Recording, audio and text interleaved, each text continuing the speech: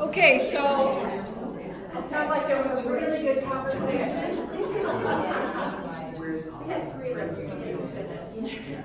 Sorry. Yeah. So we're gonna go start, guys. Good, thank you. Yeah, it's too long. It's too long. Yeah, we'll do 1.5. Okay. So this will be in your silence and solitude too, so you'll get to kind of think about it. But we have you pair up because sometimes it helps you to think of some things you wouldn't just by yourself. Oh, we already did that. So out of these inherited guiding principles that you guys are talking about, that, let me go back here. So there are some that you're gonna wanna keep. You're like, this is really good. I'm glad that a good work ethic. I learned that in my family of origin, and I want to keep that. So Janine had the one from her family, and she has decided, you know what? She's lived a little bit of life, and she's realized, you know what? That doesn't help me to be my best self. I'm not consistent in my values. I'm not aligned with my values when I live into that thing, that model that I thought was so important and so true. So again, we want to decide out of those ones that we've inherited, which ones do I want to keep and which ones do I want to lose? And so the big picture, which is always the big picture in this work that we do, is does it create wholeness? Does it create wholeness in my life? And is it a part of creating wholeness where in the organizations I'm in my church, in my family? That's always the question that we're asking ourselves. So which ones do I keep? Which ones do I lose? And then we're gonna actually add new ones. So if you think about your first formation through, like, say, age 18, so you inherited those, you picked those up, and so you've all lived some life.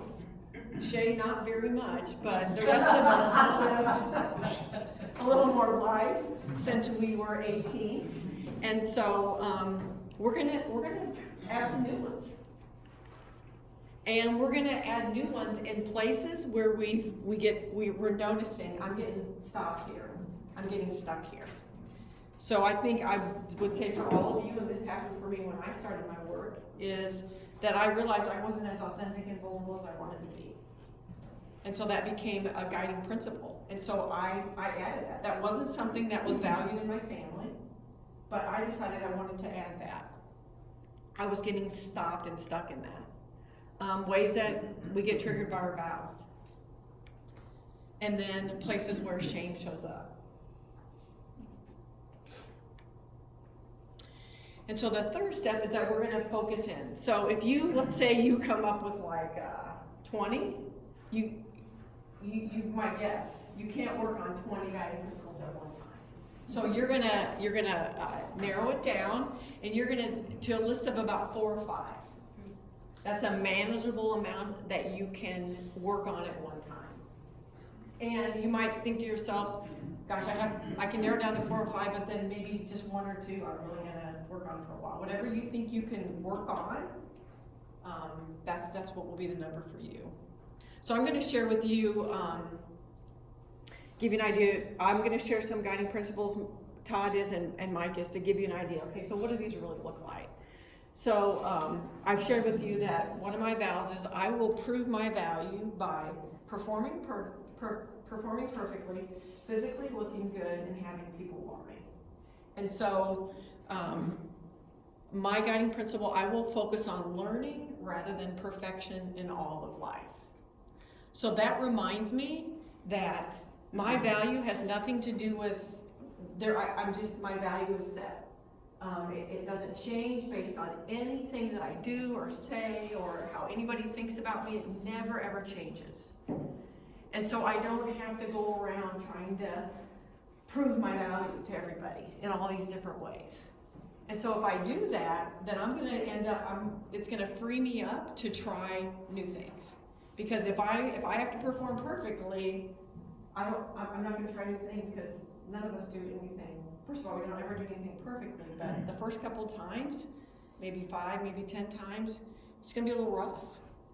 And so that word learning, man, I use that over and over. Learning, Dawn, it's just learning, it's just learning. When that voice comes to me, you're not doing this very well, everybody else learns this quicker than you do, why can't you get this? Then I have to say, you're learning, Dawn, you're learning. Another one of my guiding principles is that I'm 100% responsible for my life, and others are 100% responsible for their life. So you remember from my first formation that I was my mom's confidant, that my dad was an alcoholic, that I listened to her, and man, I just took that on with feeling responsible for her. I wanted her to feel better. I hoped that if I made her feel better, she would be the mom that I needed her to be. And so, man, I didn't stop that when I left home at 18. I continued to do that in my marriage. I did that with my kids. And so, gosh, just this week, I had the chance to practice this guiding principle. So my son actually yesterday he started a co-op, and he was gone. I think I told you guys he studied abroad, got home, and had this co-op all worked out. He did everything, got it all set up. But this last week, he was he hadn't heard back, like what was the dress code, if he needed steel-toe boots, different things like that. And man, everything in me wanted to just, so, you know, did you hear back? Did you email him back? Did you call him back? And man, I had to just, okay, so if he doesn't like know what to wear, well, he'll have to figure that out. If he needs boots and he's up at school, and he'll just have to get those. So, man, I had to just let him be responsible. And I do that because, first of all, I have enough responsibility right here. Like, I'm trying to be my best self. That's a full-time job. And so it allows, Andy can be responsible for himself. And that actually empowers him and helps him to be his best self when I let him do that. So Mike's gonna share one of his guiding principles. Yeah, so I think I have about 5 guiding principles in my life right now. It's all I can manage, and it seems to be enough. And about 8 years ago, I first had a conversation with somebody about identifying and working on guiding principles. And the way that they said that to me was this. They said, listen, you've inherited some guiding principles, and you will never violate them. So everything you do will always be consistent with the guiding principles that you've inherited. And so if you want to know what your guiding principles are, do this thought experiment. And he said, listen, imagine that somebody comes from outer space and they're watching you, right? I know that's creepy, but so somebody's watching your life, right? And all they can do is watch what you do, but they can't understand anything you say. And if that person was to describe what they saw you doing, they would be describing your guiding principles. And then so I did that. And the first thing that I saw was what they would see is anytime somebody was upset or somebody was anxious or something was unpleasant, I was running as fast as I could away from that situation. Right? They would be avoiding anxiety at all costs. And so I said that out loud, and then the person who was helping me think through that said, and so what's the impact of that, right? What's the cost of that? And my first impulse was to say, well, there's no cost to it whatsoever. I feel really good when I don't get anxious, right? It sucks to get anxious, right? My stomach and my shoulders and my head, I don't want that. And then I started thinking a little bit more about that, and I started to see places of breakdown and places of non-functioning and relationships. And I hear people say things to me like, we don't really know you, and we feel lonely, even though we have a good relationship. And I started thinking about that impact. And so I decided that sort of autopilot inherited guiding principle of always running away from anxiety, I wanted to turn that around. And so I made a new guiding principle that said move towards anxiety and not away from it. So that just becomes, I don't have to decide that anymore, right? Whenever I'm in a situation, something stressful, unpleasant, my first thought isn't what should I do? My first thought is where's the anxiety? And then move towards the person who's most anxious in the room. So. Great. Thanks, Mike.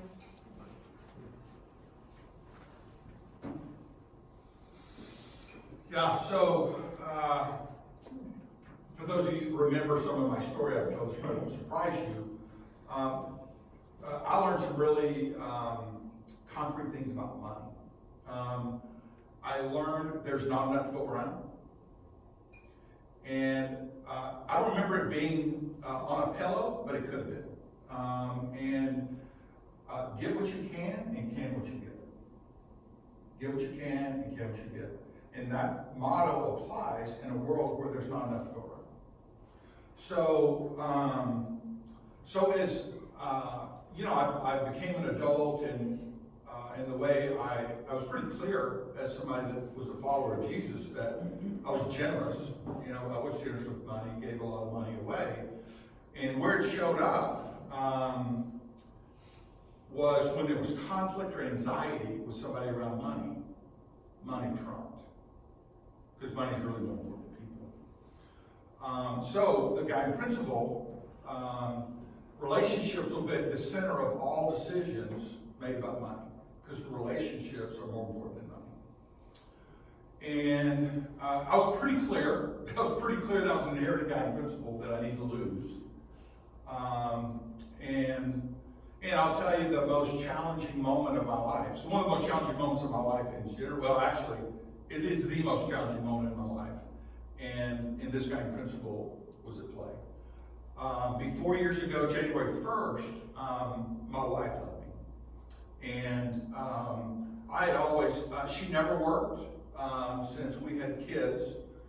And I actually had a value of making her aware of all the money and where it is, and wanting her to know everything we had, where it was, and I was really clear about, although I was the only one working, that was our money. It wasn't my money, it was our money, and I always lived that way. And so this one particular day, I got home, and she was gone, and I drove by the mailbox, and got the mail on my way into the house. It was about 4 o'clock in the afternoon. And I started going through the mail, and there was a bill. And so I paid all my bills on bill pay. I thought I'd go ahead and take care of this. So I got it on my bank account. And I look at my bank account usually every morning. And so I knew, and I kept a large amount of money in our checking account, and a really large number, and we'd kind of live off it during the year. And so I got online to pay this bill, and for those of you that use bill pay, it shows you your balance before you actually pay it. And when something happened to that balance, like something big time happened to that balance, I thought, what the heck? And so I go online to look at activity, and there were 4 pending withdrawals that were, one of them was a really large sum of money. And I thought, oh my gosh, I've been hacked. Somebody stole our bank account. And so I called my banker, and I said, hey, I think somebody's hacked my account. And he said, which one? And I had business accounts and personal. I said, my personal checking account. And so he said, well, let me look. And then the guy was stuck. And when he said, well, Mr. McCombs, your wife was in here this morning, and she made those withdrawals, and I think she was going to talk to you about it tonight. And that was actually the night she moved out. She had leased another house that she moved to. And so think about my vow. Think about this kind of principle I need, because money is more important than people. And I called a friend of mine, and he asked me, do you have any guiding principles around this? And unfortunately, I did. And I had that guiding principle. And so that guiding, I'm telling you, every being in my body wanted to move every remaining dollar and out of her access, and then she could do it. Everything in me wanted to do that. And I remembered that guiding principle. And I lived in that guiding principle. I didn't move a dollar. I didn't change anything. And like Don said, I was only able to do it because I knew my vow. I knew that inherited guiding principle. I created another powerful guiding principle for me that was able to direct me with my anxiety. And my anxiety could not have been any higher than it was in that moment. But that was able to guide me into my best self in the worst moment.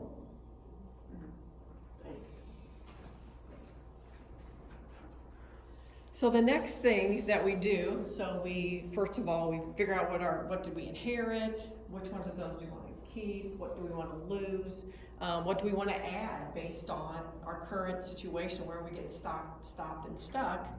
And so then what we'll do is when we get that narrowed down to 4 or 5, we start to try to live into this. And so we want to, so you notice some of them are longer than others, the 3 that we shared. And so for me, if I just remember the word learning, like that's all I have to remember that whole guiding principle. It's always just learning. And those of you that I coach, I think one of the things I always ask is, what are you learning? Because that's, for me, that's so important. So if maybe it's a phrase, maybe it's 4 or 5 words, maybe it's just 1 word, but something that helps you to remember it. So just a sentence or something, and kind of, if you notice that we would put our guiding principle, then we, underneath it was sort of why we wanted to be that way. So some of the practical steps you can take, so you're gonna need to start reflecting on it. So this is gonna be new, and so you'll just start like anything else, like reviewing it, and so make sure it's accessible. Some of us, it's our phone. Some people, no card in your desk or somewhere at home. So somewhere where you see it over and over. And then, of course, you guys probably aren't surprised, you'll be having transformation conversations about your guiding principles. So your guiding principle, for a while, it's going to be your preferred future. It's not going to be your current reality. So you're going to share about, this is where I'm at, and this is where I want to be. And part of that conversation is, man, I didn't even realize I was here. Like, I didn't realize I was living in that and wasn't creating wholeness. There wasn't workability there. So you talk about the gap, and then, so my preferred future. So for me, my preferred future is that I can think about learning in everything. And so I have to talk about that in all the different places that shows up for me. And then you're gonna, as you start doing this work, so Mike's been doing it for 8 years, Todd's 11 years, I'm 6 years into this work. And so you'll come up with your initial big group at first, and then you're gonna add as you go. You're gonna notice places where it's really hard to be your best self. And if you find like repeatedly, gosh, I'm struggling, then you probably need a guiding principle there. So you're going to add that guiding principle specifically for that area that you're struggling in. So I just added one in the last month, and I'm going to share it with you. So the guiding principle is, I will love, embrace, and accept myself as a fallible human being on a courageous journey of transformation. I think I shared that with Holly on our call. So the reason I need this, because I'm going to make mistakes. I'm going to forget things, and forgetting things is happening more and more, unfortunately. I'm going to mess up, and it reminds me to be compassionate with myself. So this has happened over probably about the last couple months. I was having anxiety. I remember I was having a conversation with my sister, and I was like, I have anxiety. A couple things happened with my kids, and I was talking to her. I was like, I feel like I should be able to manage my anxiety better. I'm a coach. I've been working on this stuff. I should be doing it so much better. And I was talking to her about a couple of things, like something with my kids. Why am I struggling with this? It seems like I'm beyond this. And I was saying a lot of shoulds. Like, I should be able to do this. I should get this quicker. I should be able to do this better. And she was like, man, Dawn, you're saying should a lot.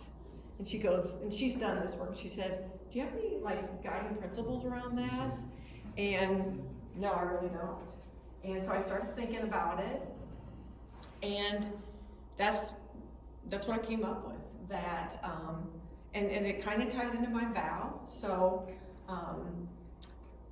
yeah, I'm a fallible human being. I'm just like everybody else. So I'm pretty good when other people make mistakes, but when I do, man, my shame voice just, you should have this by now. What were you thinking? Why did you say that? You should already know that by now.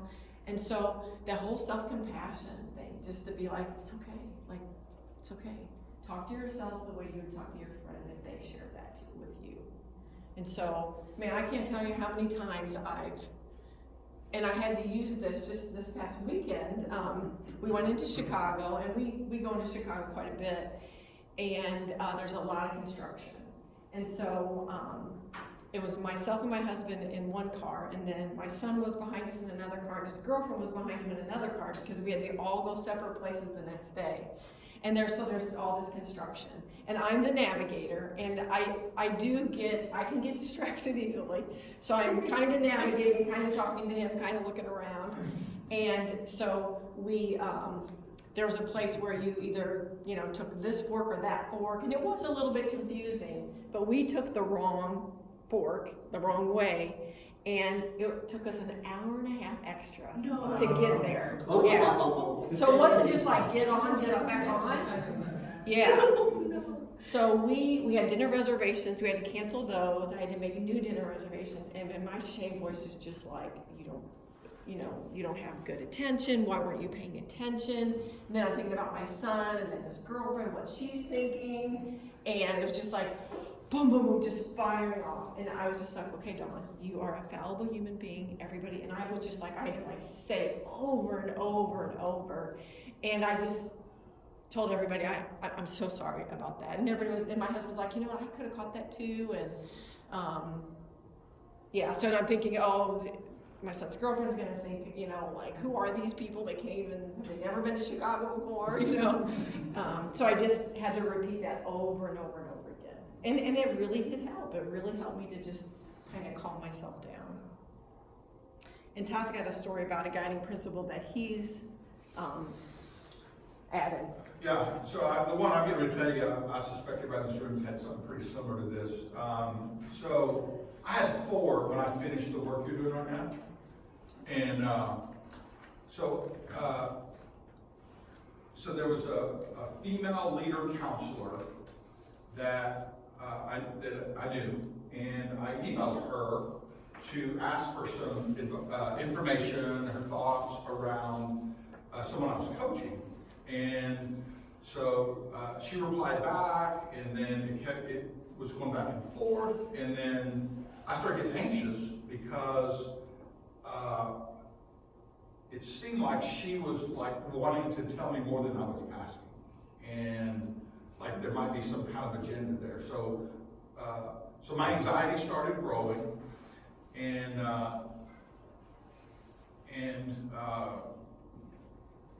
I didn't manage my anxiety very well, which was going to be pretty obvious. And then finally, I got a response, and the stack blew. And the nasty email, like, okay, man, I'm going to tell her.